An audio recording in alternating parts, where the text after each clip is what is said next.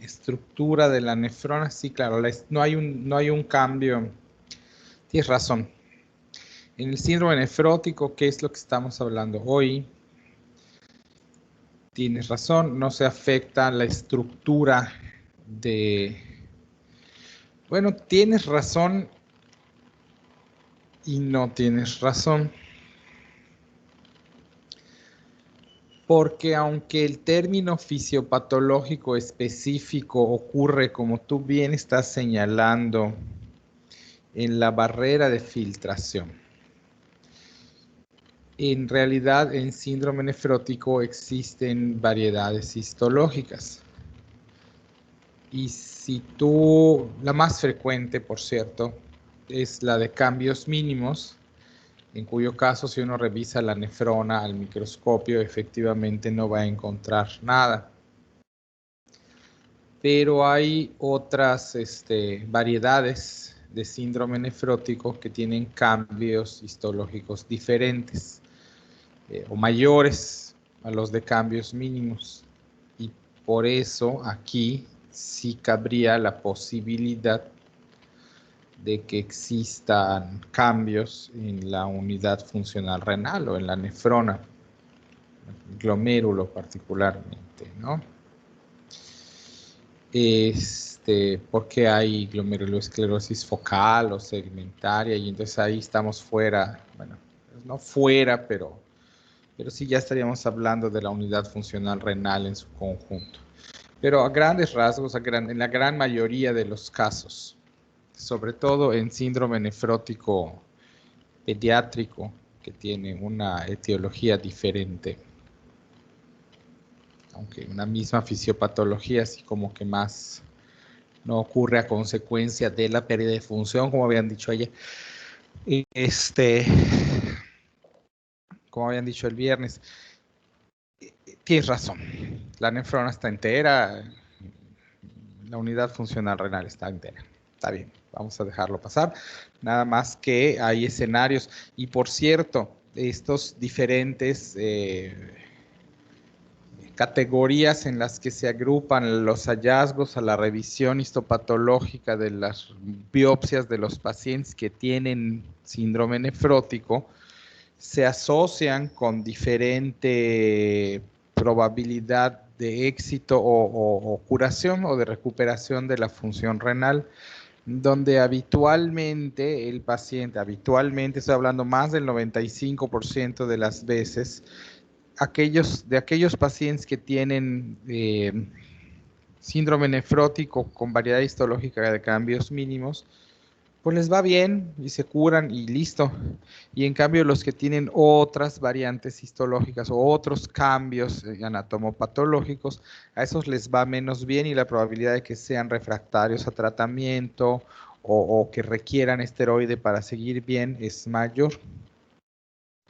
Y eso habla de que aunque lo que explica la pérdida de proteínas, que es el marcador o el evento que define el síndrome nefrótico, es el cambio de la polaridad de la membrana, como nos van a decir ahorita, hay otros eventos que están ocurriendo en estos otros pacientes, además de ese cambio de polaridad, que explicarían por qué no les va igual de bien a estos pacientes que a los de cambios mínimos. Sé que me estoy metiendo un poquito a profundidad en síndrome nefrótico, pero la idea es un poco que ustedes lleguen a ese punto cuando leen una enfermedad. De hecho, en el póster están haciendo justo eso, irse más allá y revisando porque más o menos conocen ya el mecanismo de análisis de las enfermedades. Entonces, bueno, tienes razón, Sánchez, pero hay ciertas excepciones que no importa, a lo mejor salen más adelante. Solís, Andrés, ¿pasa algo en el intersticio renal? Además no nos acompañaron el viernes, así que bueno, imagínate. Pero no importa, les cubrimos. Solís, ¿pasa algo? Doctor, creo que otra vez no está. Ok, lo cual de todas maneras,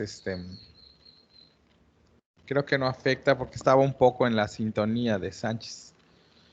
En el intersticio renal, de hecho, no pasa nada. El problema está en lo que nos va a decir Alejandro de la ultraestructura de la barrera de filtración. Ahí es donde está el problema del síndrome nefrótico. Pero ahora que vamos a hablar de síndrome nefrótico, acuérdense que nosotros estamos hablando de cómo es que pasa qué es lo que pasa para que el paciente quede nefrótico, que es la primera parte de la discusión. Y la segunda es qué le va a pasar al paciente en otros órganos porque está nefrótico. Y eso es lo que nos va a llevar más de discusión, en donde quisiera que los demás que no son los nominados también participen. Entonces, Alejandro, ¿tú sí estás? Sí, maestro, ahorita. Ya te vi. Ok. Dispara. ¿Qué es lo que pasa en el síndrome nefrótico? Sí, ahorita proyecto. Bueno, pues es la misma imagen, pero pues en el síndrome nefrótico pues sabemos que va a haber una proteinuria masiva gracias a modificaciones ya sea estructurales o físico-químicas de la barrera de filtración. ¿Y por qué digo estas dos opciones? Bueno, porque puede haber una lesión a nivel de las células endoteliales, de la membrana basal, o incluso, o sea, pero es mucho más frecuente encontrar lesiones en lo que son los podocitos y en los diafragmas que se encuentran o sea, como podemos ver en la imagen aquí, que se encuentran entre los pedicelos, ¿no? Pero igual puede ser por la lesión de las proteínas que habíamos dicho que iba a pues como darle esta propiedad a la barrera de filtración de que no permitiera el paso de solutos con carga negativa, como son las proteínas plasmáticas. Pero igual estaba buscando y encontré pues como diversas causas de lo que es el síndrome nefrótico.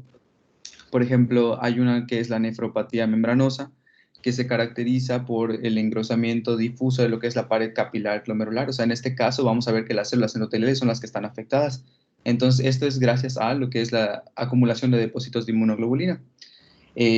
Por ejemplo, igual hay otra que es la enfermedad con cambios mínimos, que es un trastorno relativamente benigno que se va a caracterizar por el borramiento difuso de los pues, pedicelos, ¿no? O sea, de estas prolongaciones que tienen los podocitos o estas prolongaciones secundarias. Y pues es la causa más frecuente de lo que es el síndrome nefrótico en niños.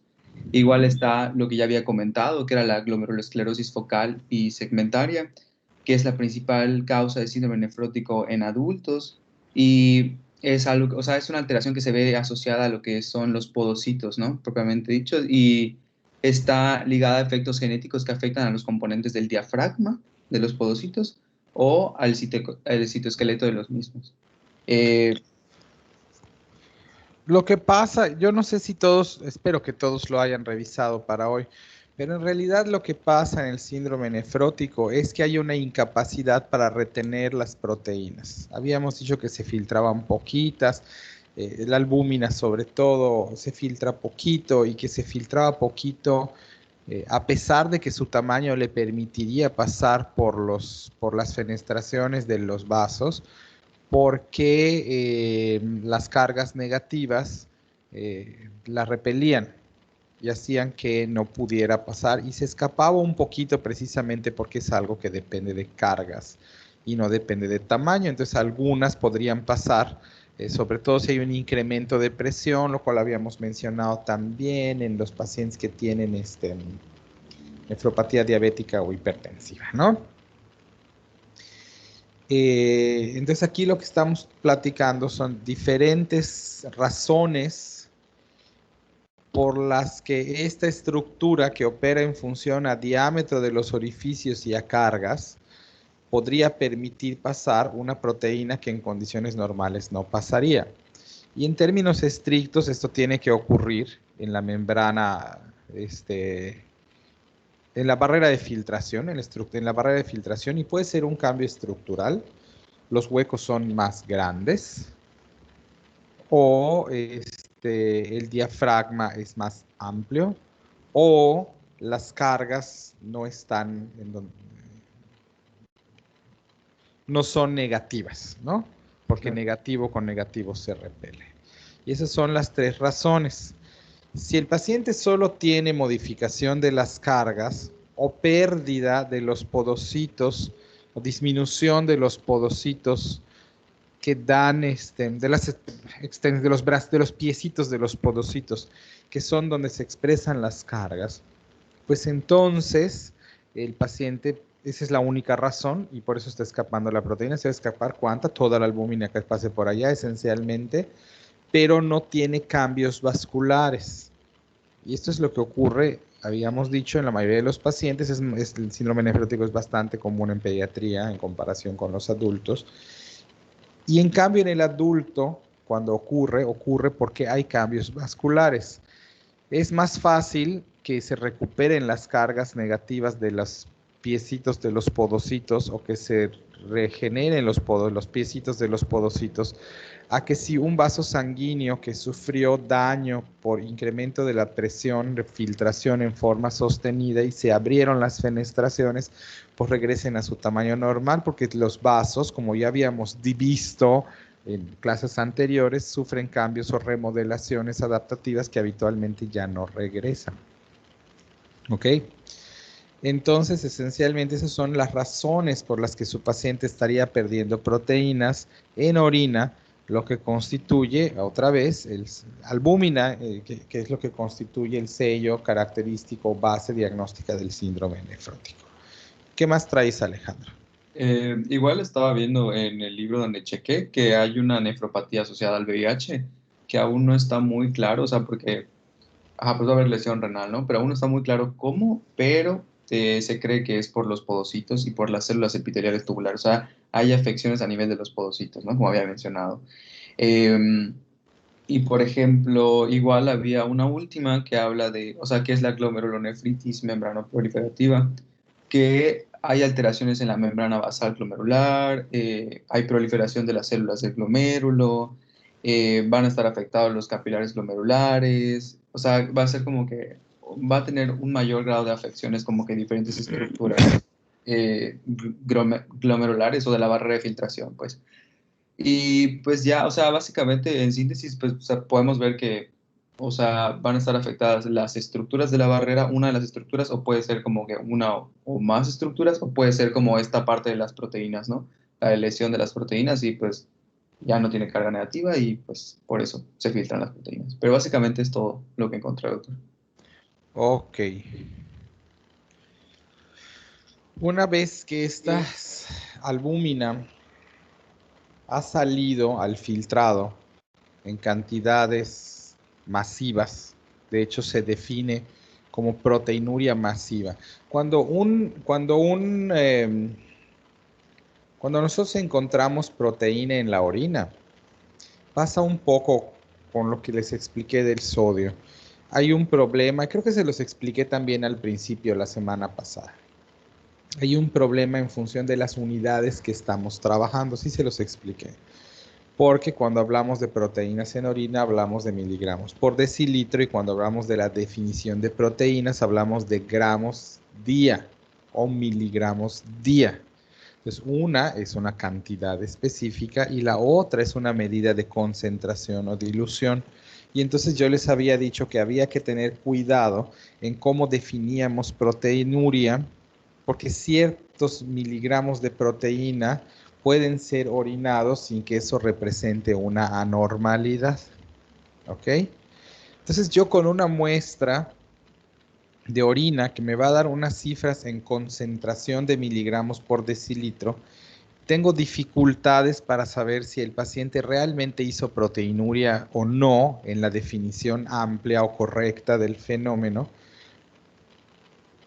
Y no puedo extrapolarlo con esta muestra de orina porque cada muestra de orina podrá tener una concentración mayor o menor de proteínas en función de cuánta agua estás wishando, lo cual tiene que ver con qué hora del día, cuánta agua tomaste antes, tienes diurético o no, y para empeorarlo un poquitito más, les dije que tenía que ver también el ciclo circadiano de excreción de proteínas, la actividad física, la temperatura. Bueno, entonces, cuando yo quiero saber si mi paciente realmente tiene proteinuria o no, pues habrá que ver, porque cuando el tubo de la prueba semicuantitativa de orina te marca 4 cruces o 3 cruces, ya sabes que sí tiene proteínas. Porque como 3 cruces son 300 miligramos por decilitro, pues casi que aunque haya wishado unos 150 mililitros, que es una wishadita normal, pues ya le alcanza para definir proteinuria. ¿Sí ven? Pero cuando la cantidad de proteínas es más bajita en la orina, la concentración es menor, a veces no lo sabemos y lo que hay que hacer es juntar la orina de 24 horas, revolverla, sacar una muestra, medir a qué concentración están las proteínas en esa orina de las 24 horas, que una vez que sale de tu vejiga no se va a degradar la proteína, se va a quedar ahí. Entonces vemos cuánta es. Por mililitro sacamos cuántos mililitros, deducimos los miligramos totales que orinaste en 24 horas de albúmina y de ahí decidimos si tienes o no tienes proteinuria en función de la excreción de proteínas medida en 24 horas.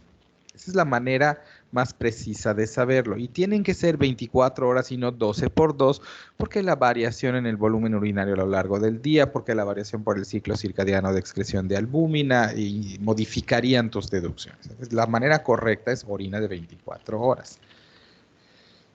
Ya que dijimos todo esto, entonces la proteinuria a su vez se puede definir como el paciente no tiene proteinuria, el paciente sí tiene proteinuria, o bien el paciente tiene proteinuria en rangos nefróticos. Eso quiere decir, por eso es que dije es masiva. En pediatría la definición es una, en adultos es otra, en pediatría es la que yo les vengo manejando, ¿verdad? Es 100 miligramos por metro cuadrado de superficie corporal, definen proteinuria. Y aquí porque depende del tamaño y el peso del niño, pues la superficie corporal es mayor o menor y entonces se saca esa proporción. Y 1000 miligramos por metro cuadrado por día define proteinuria nefrótica, 10 veces más. A eso nos referimos cuando decimos en el síndrome nefrótico la proteinuria es masiva. ¿Estamos claros hasta acá? Sí, doctor. Eso quiere decir que el filtro no funciona ni un poquito, ¿ok? No es como en los pacientes de nefropatía diabética, que esos, pues les funciona y entonces sacan un poquitín más de lo normal, pero no es masivo aquello. Ahora, si yo tengo proteinuria masiva, tengo una cantidad masiva de proteínas en el filtrado glomerular, ¿hay algo que se pueda hacer en términos de los procesos de reabsorción y secreción? Sheila.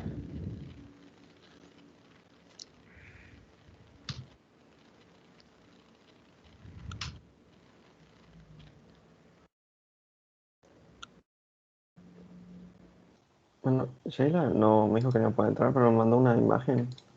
No sé A ver, qué- mándala, ponla. Sí, Perdón, Alejandro, ¿tenías algo más? No, doctor, es todo. Todo lo que encontré. Ok, está bien.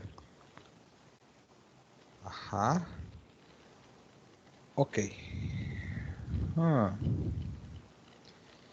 Ella no nos trajo lo que... Esa diapositiva no contesta lo que pregunté, pero trae otro montón de cosas que son importantes en el síndrome nefrótico. Ricardo, ¿tú tienes la explicación de esto o solamente tienes la diapositiva? sí, me mandó una explicación hace pues, un Bueno, poco de pero no tiempo. contesta, la explicación que te mandó no contesta la pregunta que dije, ¿verdad? No, tal No. cual, No ajá, de hay, cómo no afecta. hay mecanismos de reabsorción. Evidentemente secreción no nos conviene porque perderíamos más proteínas todavía. Y no hay mecanismos de reabsorción o transporte reversa de las proteínas como ocurre con el sodio o el bicarbonato. No hay estos mecanismos. Entonces, proteína que salió, esencialmente adiós, ¿no? Esa es la respuesta corta a la pregunta que hice. Y la siguiente pregunta es la que se contesta con esto. ¿Solo se pierde albúmina en esa filtración? Y la respuesta es no, ¿verdad, Ricardo? No. Ujú. Y ajá, también estaba leyendo eso de que se pueden perder se modifican los factores de coagulación y anticoagulación, pero al final de cuentas va a tener un A ver, efecto espérate, hipercoagulidad. porque esto es de memoria y yo quiero la respuesta razonada. La respuesta razonada es se pierden todas aquellas proteínas que quepan por las fenestraciones de la membrana basal glomerular y que solamente se retienen en virtud de tener carga negativa. Y en esta larga lista están la lipoproteína lipasa, está la proteína 6S, la antritombina 3, el factor, algunos factores de coagulación, pero principalmente algunas inmunoglobulinas, esencialmente nos interesa la pérdida de antitrombina 3, la pérdida de lipoproteína lipasa, la pérdida de albúmina y la pérdida de inmunoglobulinas y de algunos factores de complemento. Y todo esto es importante porque entonces, hombre, hay consecuencias específicas para cada una de estas pérdidas que tendrán que ver con la magnitud de la pérdida y con el tiempo que dure el síndrome nefrótico activo, ¿ok? Entonces, vámonos, deja esta diapositiva, ¿es la única diapositiva que tienes? Sí, fue la única que me mandó. Es la única diapositiva que te mando. Entonces, Erika no está, ¿verdad? No la estoy viendo. ¿O sí estás, Erika? No, no está. Erika Vela. No importa, a los que sí están presentes. Empecemos con albúmina. ¿Qué pasará con el flujo sanguíneo renal y la presión de filtración en función del hecho de que perdimos albúmina? ¿Será que esto afecte esos fenómenos para todos los demás? Yo digo que sí, porque, bueno, esa parte igual me tocó a mí, La porque, respuesta correcta es sí, ¿ok? ajá, porque yo también iba a explicar un poquito de esto, porque me tocó la parte de manejo renal de proteínas, Ajá. que, pues como lo dice la imagen, ¿no? Si se pierde la presión oncótica, se filtra el tercer espacio, hay edema, hay hipovolemia, le llega menor volumen de sangre al riñón, y pues obviamente llega menor flujo, o sea, se Si yo filtran tengo menos líquidos. disminución de las proteínas plasmáticas, pierdo presión oncótica. Si pierdo presión oncótica, el agua se va al tercer espacio, eso contrae el espacio intravascular y que genera una menor perfusión o flujo sanguíneo renal. En términos de reabsorción, aclaramiento, excreción, o más allá, en términos de medición de la función renal, ¿qué esperarían encontrar?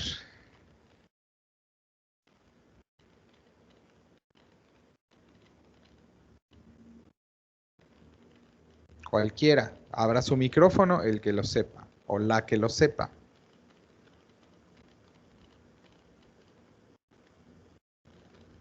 Paola, abre tu micrófono. Yo preparé un poquito sobre esto de la presión oncótica. Yo pensaría que pues, en ese caso se activa el sistema renina-angiotensina, se va como que a estimular la retención de sodio y agua, y todo eso conduciría a edema, pero realmente todo pues sería como que un círculo vicioso. ¿Edema en Porque dónde? pues decía edema periférico. Edema periférico. Nunca edema pulmonar, por cierto, ¿eh? Sí. Porque ahí está muy unida las fibras de colágeno y no les cabe el agua.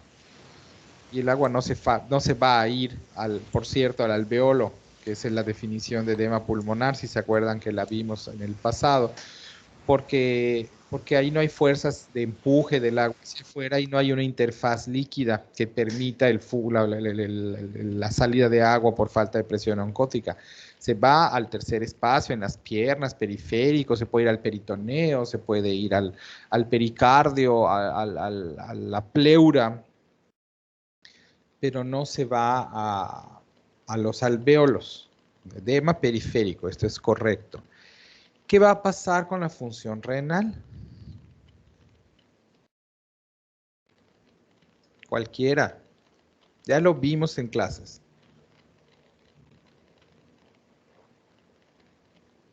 Pues se vería disminuido, por ejemplo, la tasa de filtración glomerular, ¿no? Si al final le llega menos sangre al riñón, pues se va a filtrar menos líquido.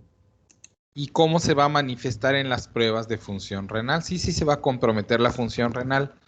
Primero, ¿qué prueba de laboratorio y luego cuál? ¿Y con qué patrón? Ya lo vimos.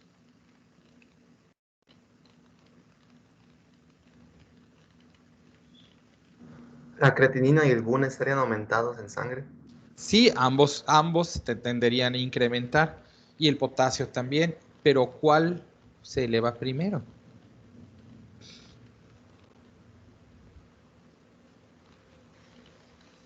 A ver, en el contexto de lo que acaban de describir, ¿qué tipo de insuficiencia renal va a tener su paciente?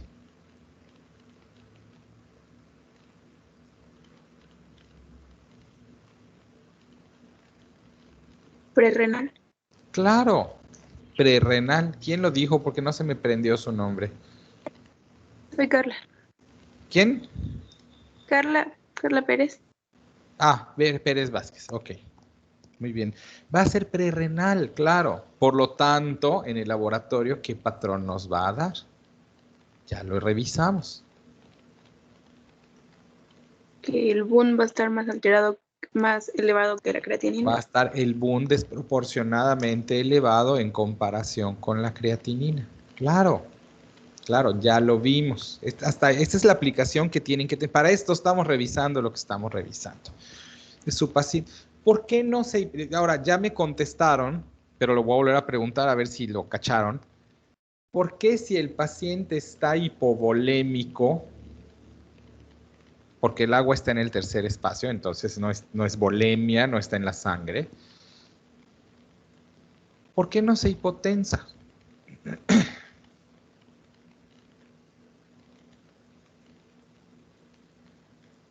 Piénsenle. Tienen los elementos ahí.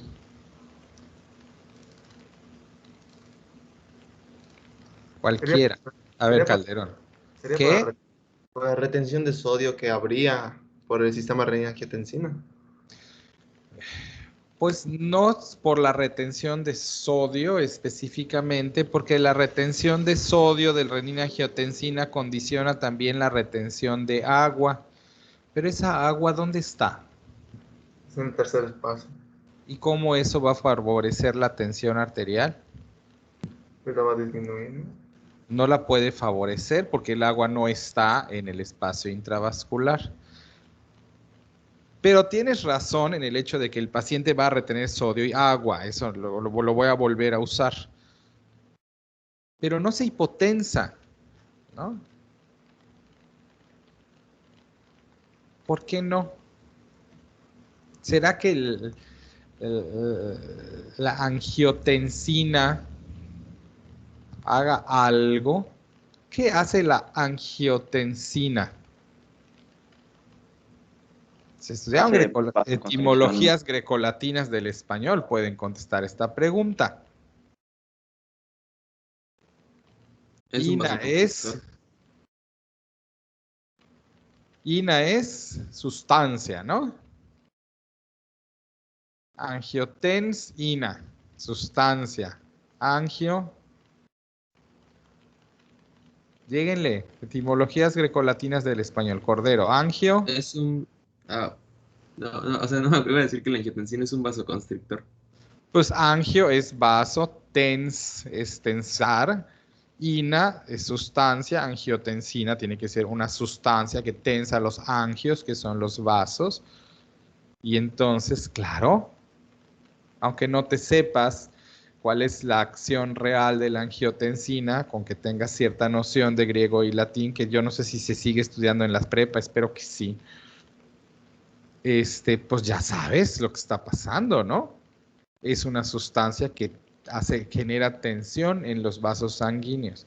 Por eso, porque como la hipoperfusión renal echa a andar al sistema renina, angiotensina, aldosterona, ocurre una contracción vascular que mantiene la presión a pesar del descenso de volemia. pero acaba el paciente teniendo un compromiso de la perfusión renal y ciertamente también activa a la aldosterona generando retención de sodio y agua. El problema, entonces, ¿cómo está el agua corporal total? Su paciente tiene menos agua porque está en hipovolemia en el cuerpo, tiene igual, no más que en un lugar diferente, o tiene más agua de lo normal. Sí, pues tiene igual, pero están en un lugar distinto. ¿Alguien tiene una opinión diferente a la de Calderón? Pues podría tener más porque está actuando la aldosterona, o sea, se está activando el sistema Esa es la renina-angiotensina. respuesta correcta. Ajá. Tiene que tener más, porque al mismo tiempo que está lo del descenso de albúmina, que te dejaría el agua en lugares diferentes, está la aldosterona actuando porque se activó el sistema, lo cual retiene sodio y agua, así que de lo que pasa, lo que sí llegue al riñón, o se va a reabsorber todo, porque la retroalimentación tubuloglomerular y la perfusión del riñón y todo esto que ya estudiaron, está dando señales de nos falta agua. ¿Sí? Esa es la señal que está dando el riñón, nos falta agua, vamos a retener más, lo cual retiene agua. En los vasos, pues no, porque como no hay albúmina, se sigue saliendo, el paciente se hincha y se hincha más y hace retención en el peritoneo, que se llama ascitis, y hace derrame pleural y puede hacer derrame pericárdico y sube 6 kilos de pura agua, pero el paciente tiene más agua corporal de la normal, porque tiene activo el sistema renina-angiotensina-aldosterona que hace eso. Sí es cierto, Calderón, que el agua está en un lugar diferente, pero es más de la normal. Ahora, cuando retenemos harta agua, ¿qué pasa con el sodio? Se diluye. Se diluye, así que nosotros esperaríamos hiponatremia en este paciente. Ok, si dentro de las proteínas que se pierden, se pierde la lipoproteína lipasa, ¿qué va a pasar con el perfil de lípidos? Pues estará alto. ¿Quién va a estar alto? Alguien diferente de Calderón y de Cordero y de Aranda. Las lipoproteínas de muy baja densidad y baja densidad. Van a estar altas la LDL y la BLDL de manera tal que si el síndrome nefrótico se prolonga el tiempo suficiente, por tener síndrome nefrótico, su paciente va a incrementar el riesgo cardiovascular. Siguiente pregunta. Dice ahí, y no hemos estudiado, ni nos van a tocar temas de coagulación, pero dice ahí que desciende la antitrombina. Solo por pura deducción, ahí dice en las flechas que vas a tener hipercoagulabilidad. ¿Ok? Se les ocurre, esta está un poquito más compleja, se les ocurre alguna otra condición, circunstancia o factor que esté contribuyendo a la hipercoagulabilidad en este paciente.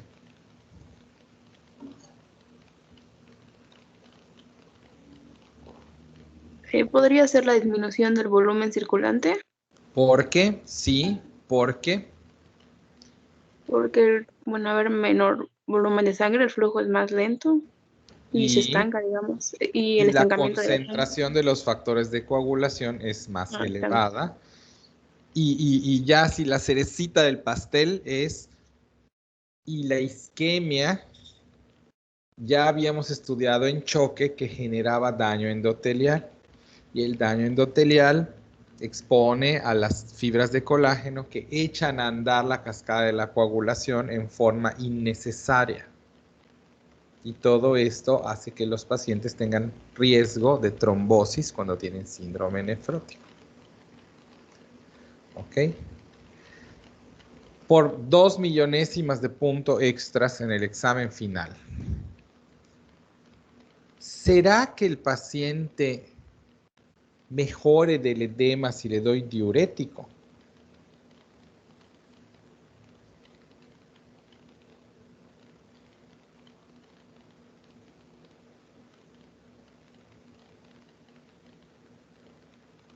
Cualquiera. O sea, yo pensaría que no. No, esa es la respuesta correcta. ¿Por qué? Eso es lo que te va a dar las 2 millonésimas de punto extra. ¿Por qué? Que lo primero que se viene a la mente es lo de la albumina, de que si das diurético vas a eliminar todavía más. Y además, eso, no sé, eso es lo primero que se viene a la mente. Pues mira, estás pensando por el camino correcto, pero esa no es la respuesta que estoy buscando. Doctor, perdón, ¿no sería por la parte que pues está afectada a la barrera de filtración, hay mayor paso de proteínas, y pues si hay paso de proteínas, hay filtración de proteínas, pues va a favorecer a la filtración? Y digo, aunque le des a tu Es lo paciente... mismo que está diciendo Fabricio, pero más elegante, y la respuesta es no, eso es lo que estoy buscando. Pero están sobre el camino, están pensando en el territorio correcto. O sea, Doctor, ¿no sería porque el líquido no está en la sangre? sí, es exactamente eso, es porque el agua no está en la sangre. Y entonces, para que yo saque el agua del edema, esa agua tiene que pasar por el riñón, ¿no? Si no pasa por el riñón, pues no es posible que sea ahuishada. El espacio intravascular está comprometido. Si yo le doy un diurético y deshago los mecanismos renales que mantienen el agua, y quiero que pues eso no saca efectivamente el agua del espacio del peritoneo o del tercer espacio, ¿no? Porque sigue sin haber presión oncótica que le permita regresar al agua, porque no hay albúmina. Y tienen razón lo que dijeron, se va a tirar la poca proteína que haya, ¿no? Si favorezco la uresis. Pero además es todavía peor, porque si yo le pongo diuréticos y logro mi cometido de sacarle agua al espacio intravascular, al filtrado glomerular, que es espacio intravascular, mi paciente va a quedar todavía con menos volemia, lo cual va a empeorar la perfusión renal, te va a llevar a insuficiencia renal, va a empeorar la actividad del sistema renina-angiotensina, te va a diluir más el sodio si eso fuese posible, te va a dar un patrón de insuficiencia renal, prerrenal, y si eso se mantiene durante ese tiempo suficiente, te va a llevar a daño intrarrenal con elevación del potasio. Bueno, te va a concentrar más la sangre de manera tal que te va a aumentar el riesgo de trombosis porque va a haber más espesa la sangre con menos velocidad de flujo. Si arrastró más albúmina, tu paciente va a empeorar en el sentido del equilibrio de las fuerzas de Starling, va a tirar más antitrombina 3. Nada conviene, ¿ya me entendieron? Entonces, todo esto, ya revolvimos aquí muchas cosas de lo que venía adelante, pero esta diapositiva brindaba para mucho porque, hombre, aquel mecanismo que es cuya falla permite la salida de la albúmina, y hay que pensar en estos términos, aquel mecanismo cuya falla permite la salida de la albúmina probablemente está permitiendo la salida de otras proteínas. Había que revisar cuáles eran otras, efectivamente lo hicieron, y de ahí se deducen otras complicaciones que el paciente va a tener. Y en términos de fisiología, creo que lo que dijo Guzmán, que era la respuesta que estaba yo buscando, ejemplificaba muy bien que están entendiendo lo que está pasando. Para que el diurético funcione, necesita sacar agua que pasa por el glomérulo. Si el agua está estancada en el tercer espacio, no pasa por el glomérulo, así que esa agua sigue tranquilamente allá, y la que estamos sacando es la que está la poca que hay en donde nos hace falta agua. Por otras 2 millonésimas de punto. De hecho, esta es más barata, esta solo da 1 millonésima de punto. Si yo le pongo albúmina al paciente, ¿va a mejorar? Esta no es tan sencilla la respuesta, hay que elaborarle tantito y viene con explicación. ¿Va a mejorar? Doctor, yo vi en un documento que sí puede llegar a mejorar a corto plazo, pero todavía necesita los esteroides en la... A ver, entonces no me contestes tú. A ver si alguien más puede contestar.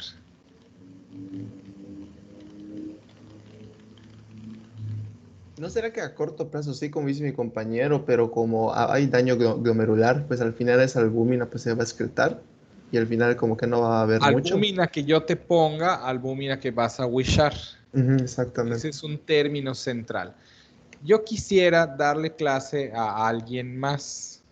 Hay como claramente Calderón, Guzmán, Uc,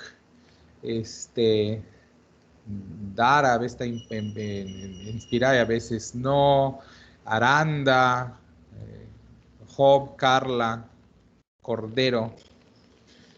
Les oigo mucho. Puch a veces, a lo mejor estoy recordando mal, pero es lo que lo que me está brincando ahorita, ¿no? Quisiera oír a las demás personas, porque de razonar, pues lo único que pueden derivar son beneficios, ¿no? Entonces, toda la albúmina que yo le ponga al paciente será wishada. Pero los dos que citaron lo que leyeron, dijeron que sí se puede utilizar y es cierto que hay un beneficio a corto plazo. ¿Por qué es que beneficiaría ponerle albúmina a un paciente si la va a wishar? ¿Qué va a pasar cuando yo le ponga en su venoclisis albúmina? Los que mencioné, no. Los otros, ¿alguien? Puede ser porque el agua va a regresar a los vasos sanguíneos. Cuando tú pongas, claro, cuando yo ponga albúmina, el agua va a regresar a los vasos sanguíneos. ¿Qué va a pasar después, Laura? Entonces también va a aumentar el filtrado y también se va a orinar. Entonces exactamente, entonces se va a orinar junto con la albúmina, pero esa albúmina va a haber jalado efectivamente agua del tercer espacio hacia el espacio intravascular, en donde va a perfundir al riñón, pero a su vez va a diluir los factores de coagulación, va a aumentar el flujo sanguíneo. Y cuando se vaya la albúmina, pues se va a ir con algo del agua que me sobraba, lo cual logra un beneficio transitorio, ciertamente, porque la albúmina va a volver a bajar un chorro. ¿Y cómo está la síntesis hepática de albúmina?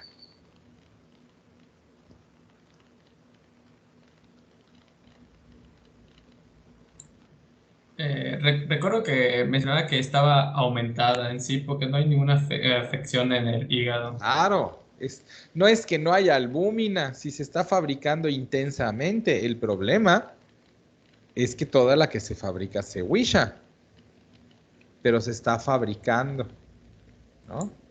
Lo cual tendrá otras implicaciones metabólicas. De entonces tu paciente va a tener una desnutrición proteica porque está desbaratando otras proteínas y le faltan aminoácidos esenciales para que fabrique albúmina, que pues bueno, ¿no? Es una pachanga el síndrome. Tengo una duda. A ver.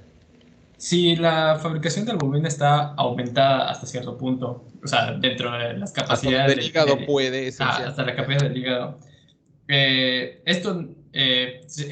hecho de que se tenga que agregar, bueno, si le agregamos albúmina al paciente extra, se mejora hasta cierto punto, como dice, que absorbe el agua.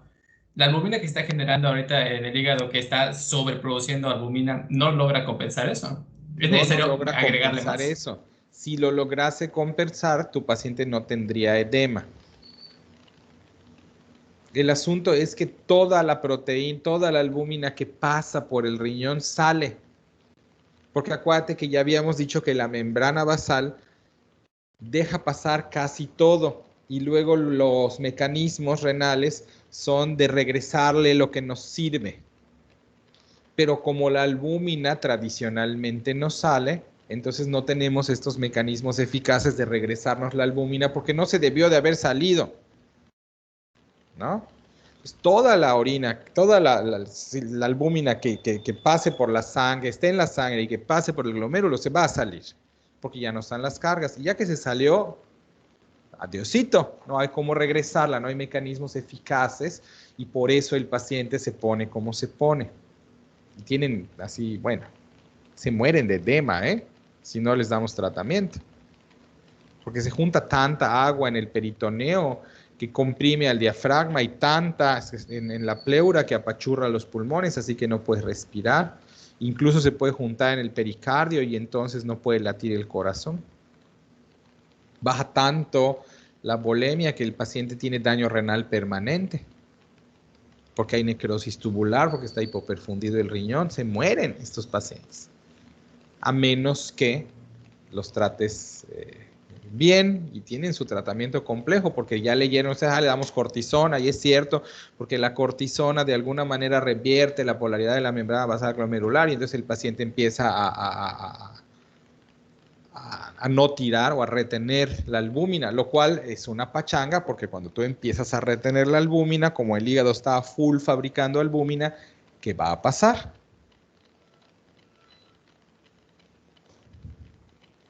Otra vez, preferentemente los que he oído poco. ¿Va a disminuir la producción? Sí, sí, pero ¿qué va a pasar en lo que nos ocupa de los trastornos que tu paciente tenía?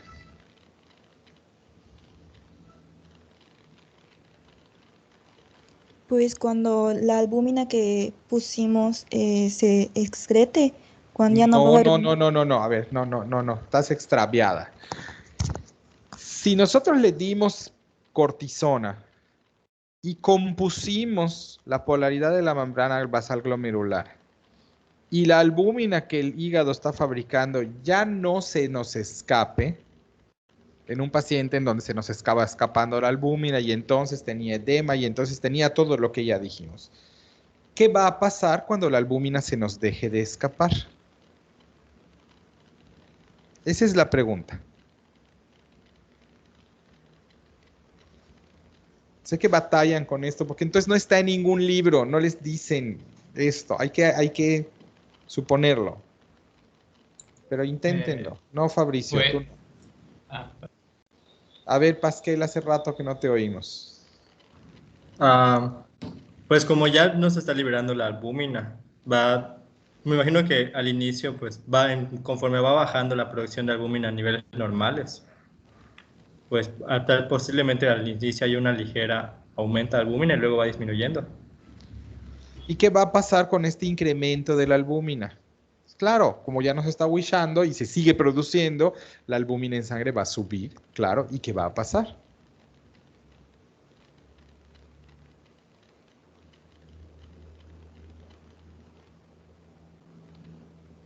Dara.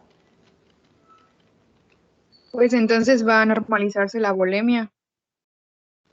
Pues normalizarse no es la respuesta que estoy esperando, pero...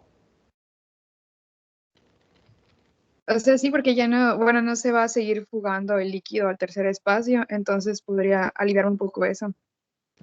Pero entonces, como va a subir la albúmina, eso va a mejorar la presión oncótica y el agua se va a regresar del tercer espacio a los vasos. Pero lo que no me encanta de tu respuesta, aunque todo tu razonamiento es correcto, es que digas normalizar la volemia, porque de hecho no. Va a ser algo diferente de normalizar la volemia, y normalizar es la palabra inadecuada. ¿Por qué? ¿De qué depende cuánta agua va a regresar a los vasos? Hay dos determinantes. Si no me entienden, me tienen que interrumpir y me tienen que preguntar. ¿Ah? Dara, ¿qué pasó? Pues creo que sería una de la presión oncótica y aparte de la presión hidrostática, en este caso intersticial, a lo mejor. Y casi, pero ya lo voy a construir de ahí. Uno, claro, de que la albúmina llegue a los valores normales, porque como va subiendo la albúmina, sube la presión oncótica, jala agua, ¿no? Y número dos, sí de la presión intersticial, pero más que eso es lo que yo quería que visualicen es cuánta agua hay afuera, ¿no? Porque si yo subo la presión oncótica, pero hay poca agua afuera, pues jalo poca agua. Pero si yo subo la presión oncótica y hay un chorral de agua afuera, entonces voy a jalar un chorral de agua, ¿no? Tu paciente tiene edema, por lo tanto, ¿cuánta agua hay afuera? Muchísima. ¿Qué va a pasar cuando la albúmina se normalice? Pues entonces habría hipervolemia. Claro, ¿ves por qué normalizar la volemia no es una gran respuesta? Y tienes Sí, todos sí. los elementos y, y además haberlo hecho aquí hace que no se te olvide jamás. Vamos a jalar un chorro de agua, eso me podría llevar a hipervolemia. Yo tengo que tener cuidado con eso, porque ahora sí necesita el diurético, ¿ah? Claro. Sí, de hecho eso le iba a preguntar a que si al mismo tiempo de eso se podría administrar un diurético para ahí sí normalizar No esta solo se hipertensión. puede, se debe. Ya Ok. dedujiste. Esa es la belleza de lo que queremos que hagan en fisiopatología. Esto que hiciste es lo que debes de hacer. No solo se puede, se tiene que. Lo igual cuando te doy albúmina en tu suero, te la doy con diurético, porque ahora que jales agua del tercer espacio con la albúmina que te infundí y la vayas a wishar, pues wishala con tanta agua como sea posible, ¿no? Es que yo saque agua del tercer espacio, claro, claro. Y si el síndrome nefrótico se corrige porque te di cortisonas o se corrige espontáneamente, cosa que también puede ocurrir, lo que yo ya sé es que la albúmina va a subir en sangre y cuando la albúmina suba en sangre va a ser el agua del tercer va a ser así, la va a jalar al espacio intravascular y esa podría ser demasiada y el paciente entonces te podría hacer hipertensión y entonces sí va a incrementar la presión hidrostática en los receptores de la mayor capacitancia que son las venas, lo cual puede hacerte datos de insuficiencia cardíaca derecha, pero si el agua es mucha en los vasos, entonces te va a aumentar el flujo sanguíneo pulmonar y si te aumenta el flujo sanguíneo pulmonar te va a incrementar la presión de perfusión pulmonar, por lo tanto te puede llevar ahora sí a edema pulmonar. ¿Sí ven? Y para que todo eso que puede ocurrir no ocurra y no acabe con un paciente con edema pulmonar y emergencia hipertensiva cuando hace 48 horas lo tenía hipovolémico, pues tengo que usar diurético. Excelente deducción, ¿no? Para que yo saque todo el agua, porque ya habíamos dicho desde el principio que al paciente le falta agua intravascular, pero le sobra agua corporal. Yo tengo que visualizar eso, le sobra agua corporal. ¿Sale? ¿Ya me entendieron todo? ¿Qué pasó, Calderón? Tengo una duda. En este caso, entonces, como va a haber edema periférico, puede igual, como hay hiponatremia en el cerebro, puede haber edema cerebral y eso aumenta el riesgo del accidente cerebrovascular. Sí, la lógica es consistente. La respuesta es sí y hay que afinarla tantito. Si la hiponatremia es suficientemente grave, sí va a generar edema cerebral por hiponatremia, es correcto. Si el edema cerebral, no sé si tu razonamiento pasó por aquí, pero el edema cerebral va a aumentar la presión dentro del cráneo o presión intracraneana. ¿Es lo que pensaste, Jesús? Sí, eso pensé. Si incrementas la presión intracraneana lo suficiente, puede ser que la presión intracraneana sea mayor que la presión con la que la sangre está tratando de entrar al cerebro y entonces va a acabar por no poderlo perfundir. ¿Ese es tu razonamiento lógico? Sí, y también bueno, como hay edema, pues ahí el oxígeno va a tener mayor espacio para, o sea, no va a poder atravesar de forma correcta. Una interfaz más grande. Exacto. Generalmente, tu razonamiento es correcto paso por paso. En general, aquí es una cuestión de magnitud de los cambios. En general, el edema cerebral que ocurre en el nefrótico no es tan grande como para que se comprometa la perfusión cerebral, así que esa no es la razón por la que ocurriría un evento vascular cerebral isquémico. Es cierto que los pacientes con síndrome nefrótico, y entonces ya cuando estudian enfermedades, porque ustedes están entendiendo fenómenos y están sacando deducciones, y ya cuando estudian enfermedades van a tener que ver este asunto de las magnitudes de los fenómenos para que sepan que sí y que no.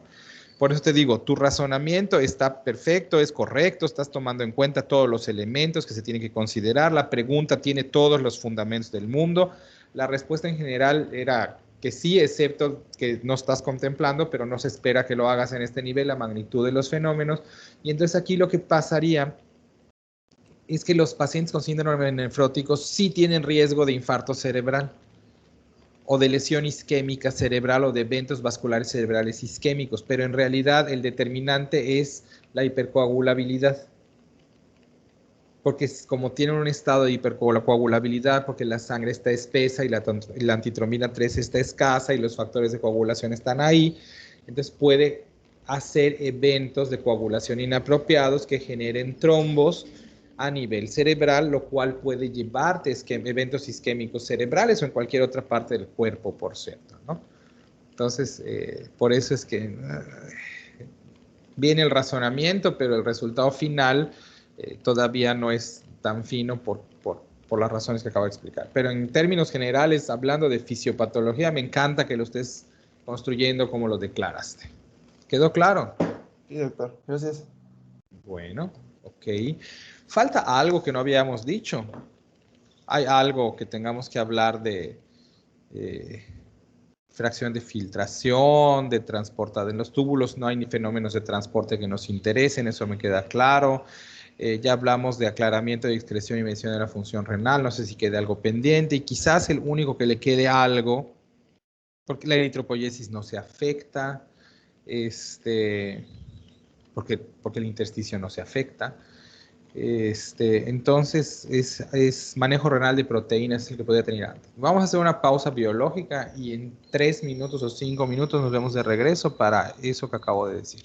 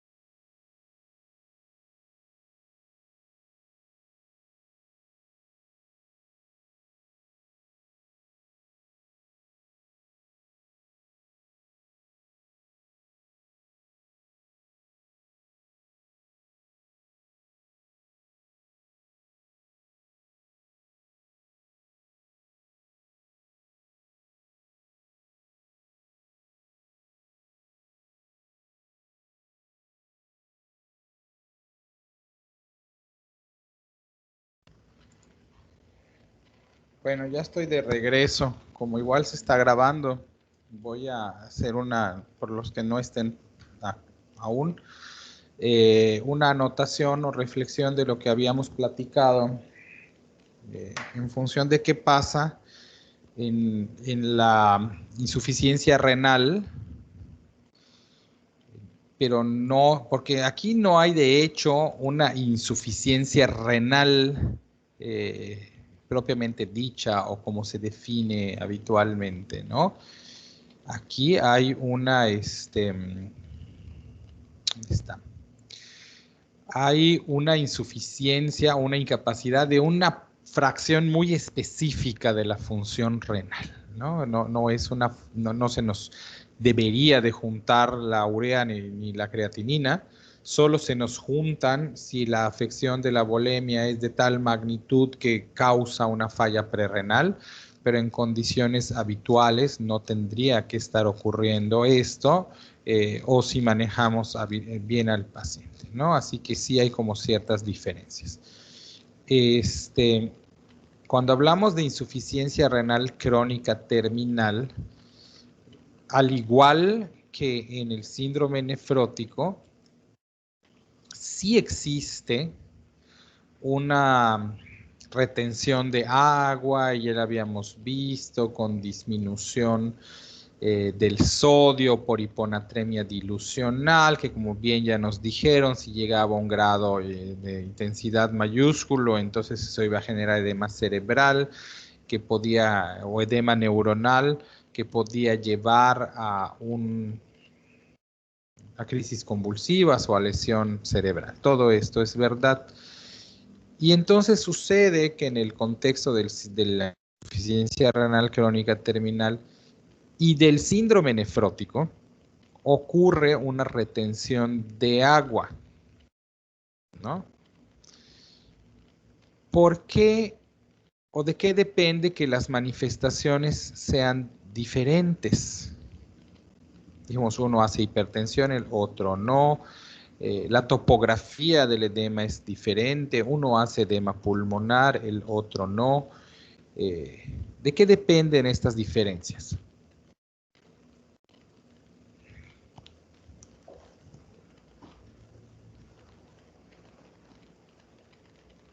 ¿A nadie? ¿Hay alguien que quiera?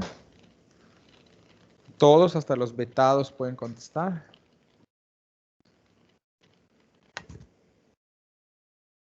Pues de la cantidad de nefronas dañadas, ¿no? O sea, Perdón, te oí mal. Perdón, la cantidad de nefronas dañadas. No, porque de hecho en el síndrome nefrótico en sentido estricto no hay nefronas dañadas. Bueno, no del tejido, de la barrera de filtración. No, pero no es por allá la respuesta.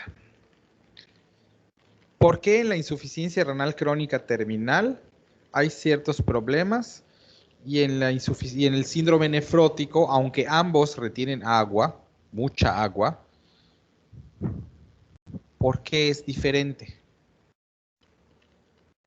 ¿Por qué la clínica es tan diferente si en ambos hay retención de agua, oliguria y edema?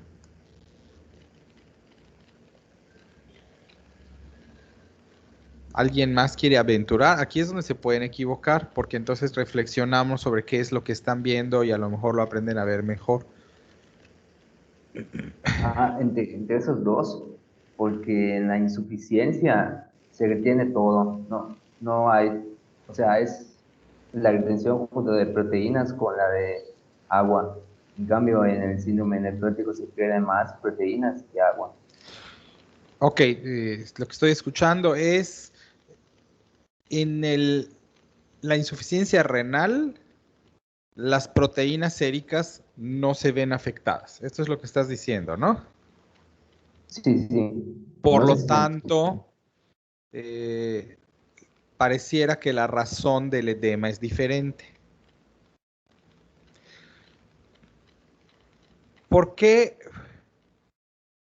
si no estamos tirando proteínas,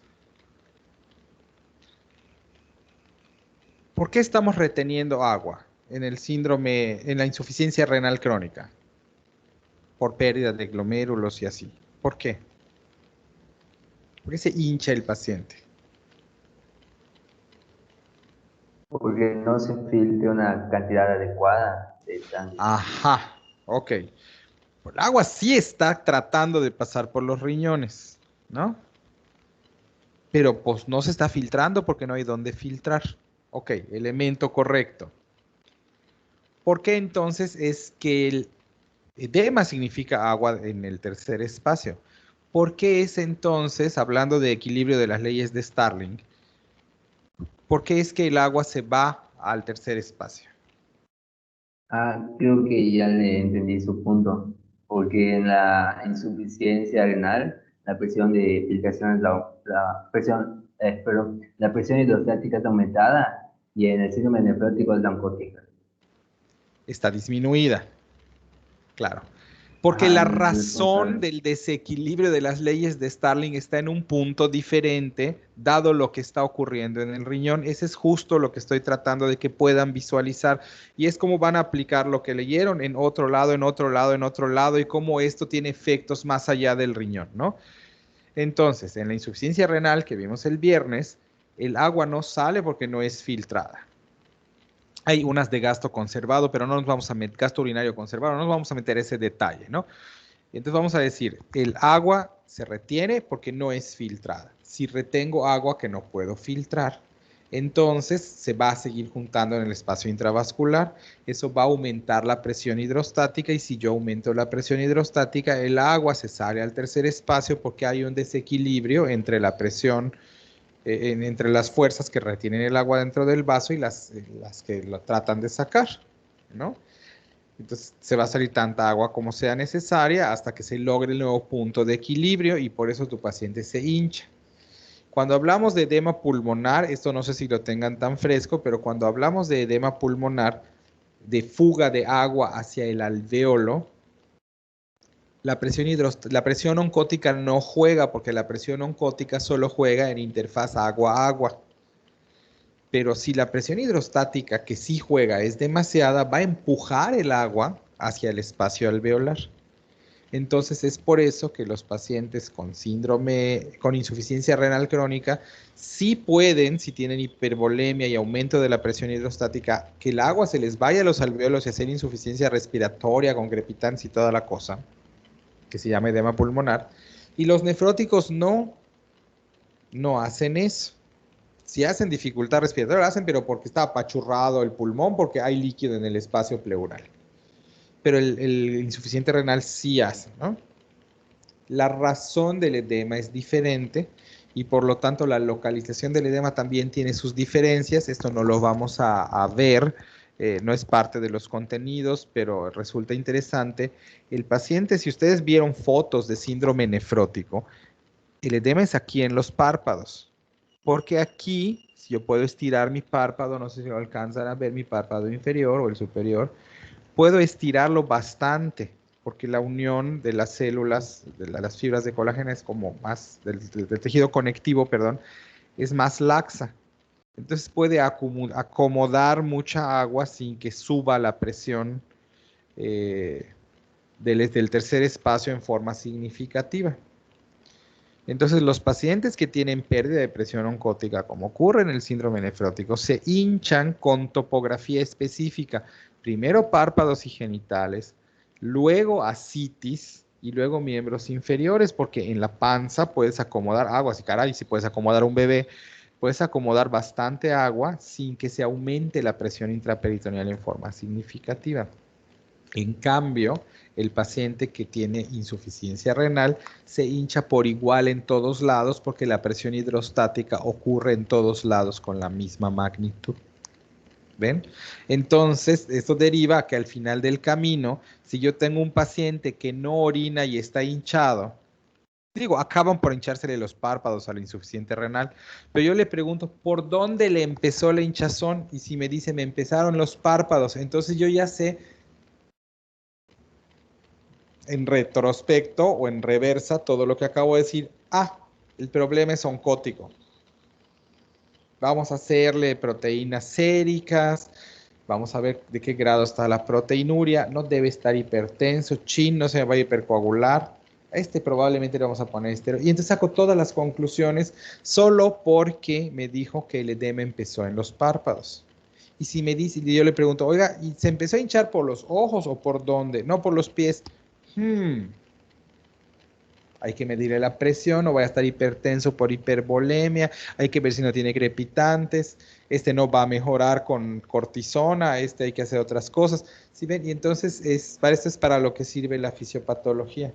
Y aquí estamos sumando la del tercer espacio, que la tocamos en insuficiencia cardíaca y en choque. La renal,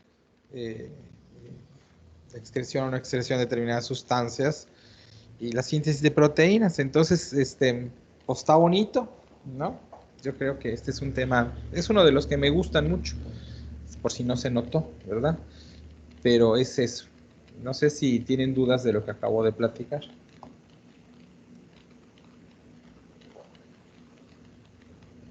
Si no... Doctor, yo sí diga. tengo una duda. Nada más no me quedó claro por qué el edema palpebral era indicador de los cambios en la presión oncótica. Porque el equilibrio de las leyes de Starling se adquiere cuando te baja la albúmina. El agua se va a empezar a salir hasta que la presión hidrostática del intersticio se eleve y contrarreste la falta de presión oncótica. ¿Sí queda claro esto? Sí, sí. Entonces, en donde el tejido conectivo es estrecho, con poquita agua que yo ponga, ya no hay donde que quepa más porque no se estira. En cambio, por ejemplo, si tú pellizcas en tu brazo aquí, luego si me acerco mucho se borra, pero si yo pellizco mi brazo, la verdad es que no lo puedo estirar mucho. Entonces la cantidad de agua que cabe aquí en el subcutáneo es poquita.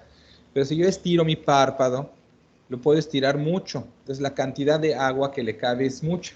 Yo puedo meter más agua en este tercer espacio que en este tercer espacio.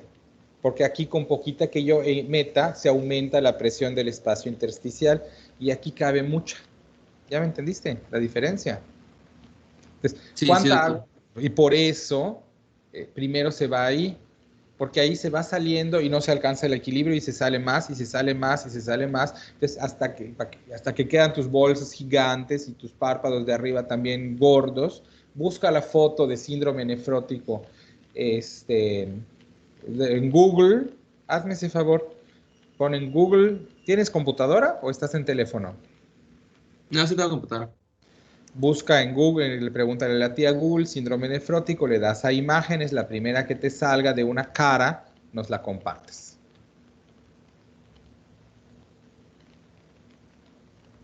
Te esperamos. En lo que se prepara Aranda a decirnos si hay algo que no hayamos dicho que quiera decir. Y por otras 2 millonésimas de punto, ¿alguien me quiere decir cómo va a estar el calcio sérico?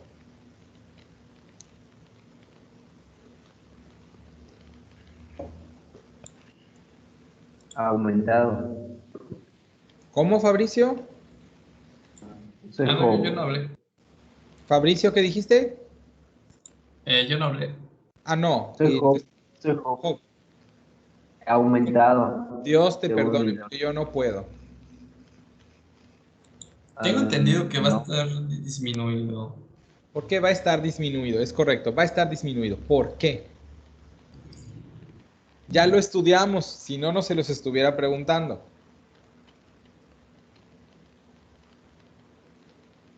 Según leí que era porque había una disminución de la vitamina D. Nel. Porque el calcio, como un montón de otras sustancias, viaja unido a proteínas. ¿No estudiamos eso? Cuando hablamos de insuficiencia hepática y de entonces de las proteínas y de cómo. Dígame, Pasquel. Entonces, junto con albúmina se me está escapando el calcio. Claro.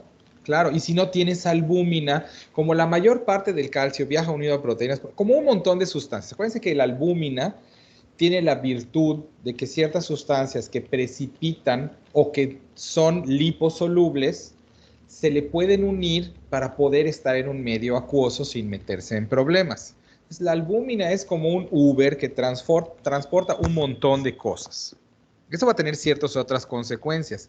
Si yo no tengo albúmina, todo aquello que requiere la albúmina o que usa a la albúmina para su transporte se va a ver comprometido. ¿Ok? Ojo, porque entonces algunas toxicidades o algunas sustancias que se detoxifican o que se eliminan se llevan al hígado para que se procesen o algo así, y que son acarreadas por la albúmina, pues ya no van a tener su medio de transporte. De hecho, esto sí no creo haberlo mencionado con ustedes, pero el calcio total se mide e incluye, cuando se mide, incluye al calcio unido a albúmina y al calcio iónico o libre. Pero el calcio activo para procesos metabólicos es el iónico. Así que el que me interesa para si mi cuerpo funciona o no es ese, aunque haya más en función de la albúmina. De manera tal que cuando la albúmina se modifica, el calcio se modifica el calcio total en sangre se modifica en la misma proporción. Así es que existe una fórmula que se llama calcio corregido por albúmina. Yo tengo 1 de albúmina y debería tener 4, entonces voy a bajar 3 también mi calcio, porque está bajando el calcio unido a albúmina o proporcionalmente. Así que si yo veo una cifra anormal de calcio, para que yo sepa si realmente está reflejando una falta de calcio o no, tengo que conocer la cifra de albúmina, porque si no, no lo puedo interpretar. ¿Sale? ¿Tiene sentido? Chamacos. Sí, doctor. Sí. Ok, ya tenemos la foto, Cordero. Sí, doctor. Ponla, ni me tienes que avisar, ponla. Estamos esperando que la subas.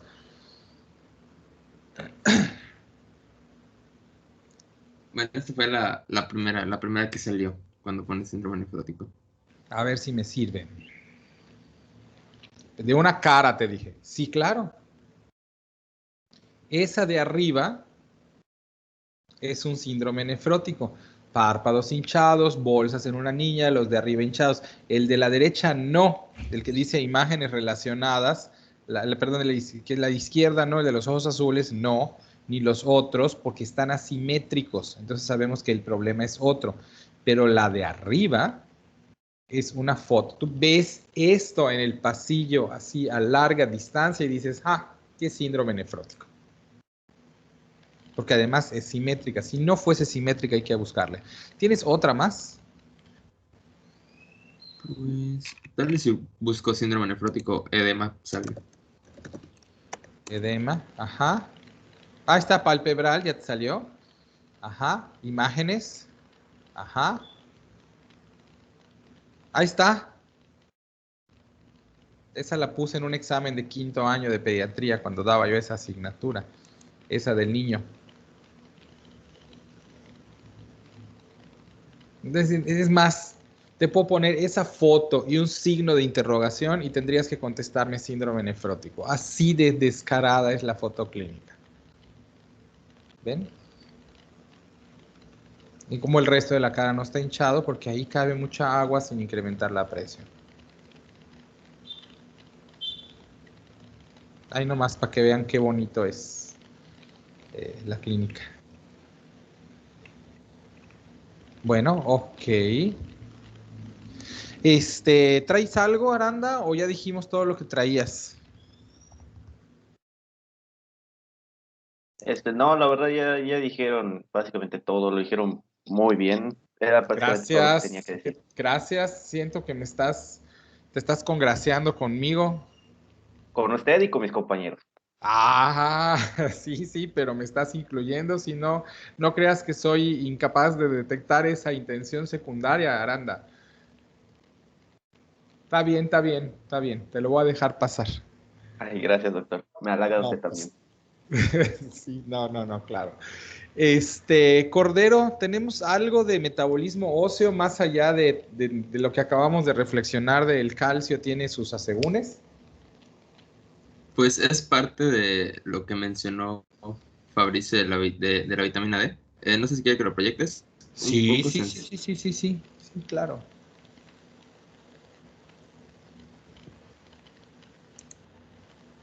Ok.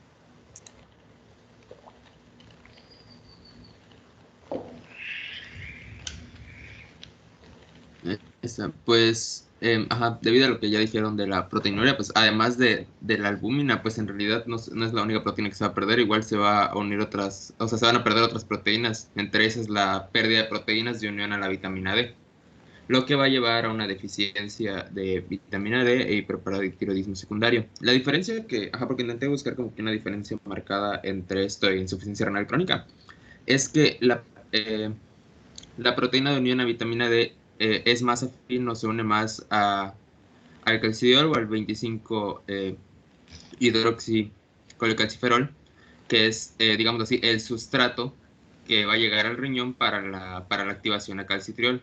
Y pues como va a haber esta pérdida de unión a proteínas, más que deficiencia de calcitriol en sí, lo que va a haber es como que la deficiencia de la síntesis, pero no tanto por la deficiencia enzimática, ¿no? Como pasaba en la insuficiencia renal crónica, sino por la deficiencia de sustrato, mejor dicho, ¿no? Para activar este calcitriol. Y pues esto no es lo que nos va a llevar, pues obviamente no va a haber la vitamina D activa para la absorción de calcio, y pues esto va a ocasionar un aumento de la paratormona, que va a llevar a hiperparathiroidismo secundario, y todas las consecuencias que trae. No va a haber un aumento en lo que es la resorción ósea, y pues puede llevar a las mismas enfermedades que pues ya vimos en la clase anterior.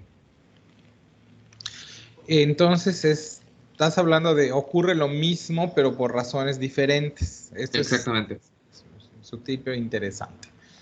Está bien, ok. Entonces, y esto además recordar que en el insuficiente renal crónico terminal está para quedarse, y en cambio en el síndrome nefrótico habitualmente es un fenómeno transitorio, ¿no? Solo para tener en cuenta, que porque una vez que tú le corrijas la polaridad de la membrana basal glomerular, aquello se resuelve. Sí, y pues es técnicamente todo. Ok, yo creo que ya acabamos. En el chat les voy a dar el reparto de las temas de la siguiente semana, porque creo que todavía no hay una lista definitiva, aunque casi. Dejen ver si la tengo. Y ya quedó confirmado que el miércoles a las 11 les ven. Ya tenemos algunos temas. Del Toro le tocan eritropoyesis y su regulación, que va a venir aquí con eritropoyetina, y que ya algo tocamos ahorita. Zip Canul te toca hemoglobina, tipos, cómo está compuesta y qué tipos hay y cómo se sintetiza y qué hace hemoglobina.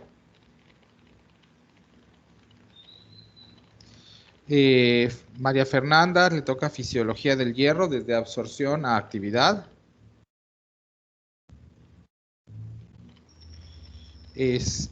Góngora de vitamina B12, igual fisiología, acciones y demás. Guzmán del ácido fólico.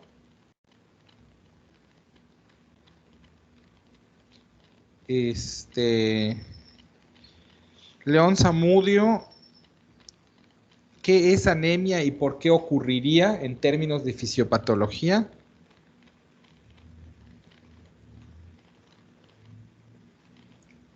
Aquí estamos hablando de la que es por carencia, la que es por falla de la médula ósea, la que es por hemorragia, cómo son diferentes, ¿no? Cómo es que puedes llegar a tener anemia.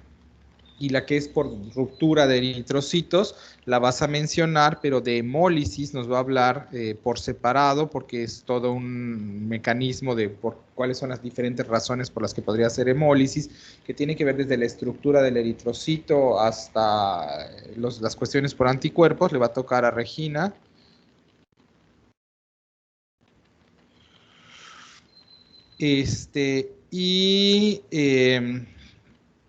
El último es de Molina, que va a hablar de índices eritrocitarios,